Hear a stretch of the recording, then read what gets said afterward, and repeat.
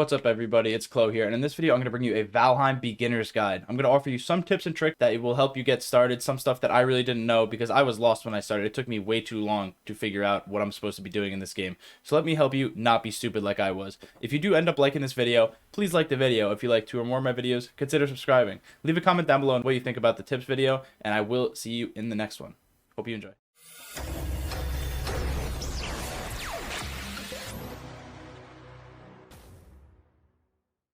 Now, before we hop actually into the gameplay, we're going to go over the settings first. None of this really matters. You can put your binds to whatever you want. Audio is obviously personal preference, but there is something I recommend here. Now, this game does not really run that well, but the game is still kind of hard to get to the 200 frame mark. So I turned everything off, but the one thing you actually need to keep on is the draw distance, because there'll be some items on the ground that you actually won't be able to see if you don't have this on. So you absolutely need to have your draw distance on. I'm not exactly sure how high you need it, but I have mine on very high just in case, just so I don't miss anything. So I recommend that you do the same. Everything else you don't really need. Also, having your settings this low will help you spot things. You need this all the way up to be able to actually see them, but if you have everything else down, you won't see the grass, you won't see anything. The game will look a little bit worse, but if there's some flint, like 20 feet away from you, you'll be able to see it. But if you have any of these on higher, you won't. So this is the settings I recommend. Before we get started with all the beginner tips, guides, and everything to help you get started, I did have a lot of fun learning this by myself. Granted, it did take me a lot longer to actually figure out what I am doing. If you do like that experience of learning everything yourself, I recommend turning off the video right now and going and playing the game yourself with no tips at all. That's what I did. I enjoyed myself. But if you want to skip that learning curve and get the beginner tips to get a house, get your bed, get everything all set up to explore and conquer the game, then this will be the video for you. So once you spawn into the game, you're going to spawn on this little stone slab right here. There's going to be a crow on this rock. You should actually listen to what it says, because I didn't. I recommend that you do, because it actually has helpful tips to help you get started, which I didn't listen to, but you should. So now once you're here, the first thing you're going to want to do is get as much wood and rock as possible. Now, since you won't have a pickaxe, you're going to have to start punching trees, just like Minecraft. So while you're getting all of the rock and wood that you need, the biggest things you should be focusing on are collecting the rock and wood, obviously. While you're doing that, if you see any boars of any type, you want to kill them. A boar looks like this. If you see a boar, you're going to want to kill it, because it's going to drop some leather scraps. Now, when it drops leather scraps, that's what you need for everything. It looks like this. You're going to need to get as much of this as possible. So that's wood, rock, leather scraps, and if you're near a water source, you're going to want to go towards the water, and you're going to want to pick up as much flint as you can, because that will be really useful too. You'll see one in a second. Here it is. Here's the flint. It looks like this, and this is the main reason why I told you to take your settings, put the graphics on high, because on low, you literally cannot see the flint unless you are on top of it. So once you go to graphics, turn this back up, boom, there's the other flint that wasn't there before.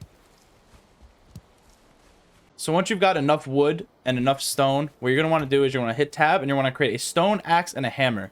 These are going to be extremely important for you. Now once you create these, take your stone axe and go farm as much wood until the stone axe breaks. Once you have enough wood, you're going to want to take out your hammer, right click, and you're going to go over to crafting. You're going to want to create a workbench. This is the most important part of your game.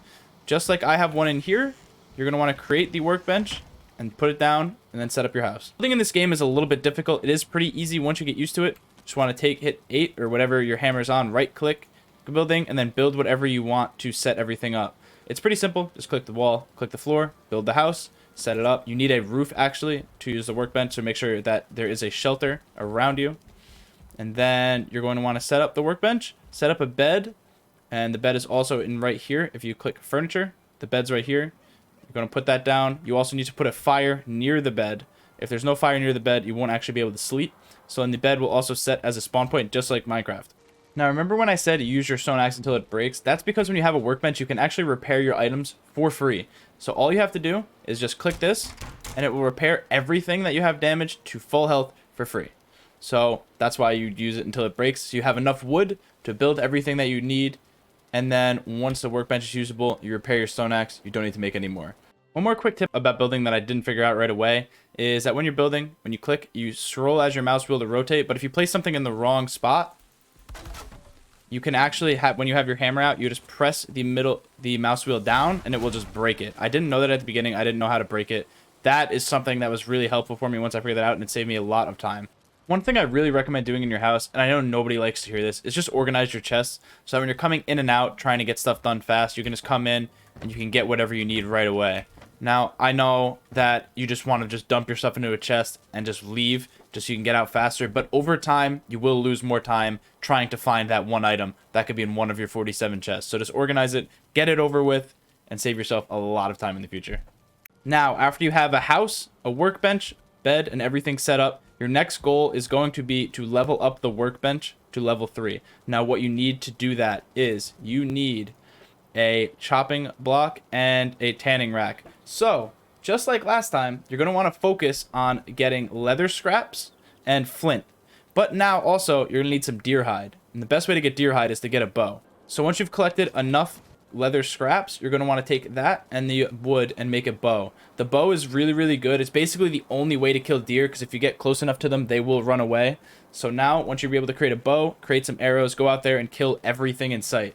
Once you kill enough deer and enough boars, come back and level this up to level 3. So now, once you have all of this set up, you have the house, you've got your chopping block to level, you've got your tanning rack, so your now workbench is level 3. You're going to want to create the best armor you can, the bow, the wood arrows, and at this point you should have 2 deer trophies from killing the deer to get the deer hide that was used to make the tanning rack. Now it's time to fight your first boss.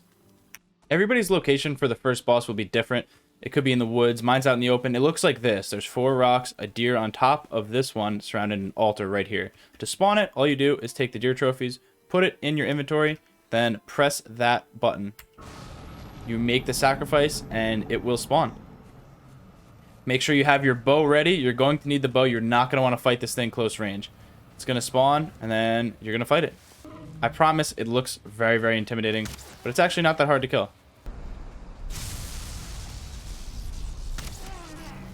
So now once you've killed it, I'm going to drop you a bigger trophy, which you're actually going to need. It drops you the, I'm not even going to try and say it, trophy. And also some antlers, which we'll go over in a second. So now you're going to want to go back to your spawn, which is the 4 rocks surrounding the stone slab. You're going to run straight back there with your new trophy. Now you want to take out your trophy, put it in your inventory, and you're going to use it on this rock. And you can claim its power. Now, its power, if you press the ability, like F, it will give you 5 seconds, as you can see in the top right. I've already pressed it, which will give you more run energy, and you use less when you're actually running. Now you can take the antlers, go back to the workbench, and you can create an antler pickaxe. An antler pickaxe allows you to finally actually break rocks. You normally couldn't do this. Now, instead of picking up the stones, you can just break rocks with the pickaxe. Also, the thing is extremely strong and could dig straight into the ground. So now at this point, you should have a bunch of material. You should have your workbench level 3. Killed the first boss. You should be in a really good spot. I hope I covered everything. If I didn't and you have any questions, leave a comment down below and I will get to it. I hope you enjoyed, and I'll see you in the next one. Peace out.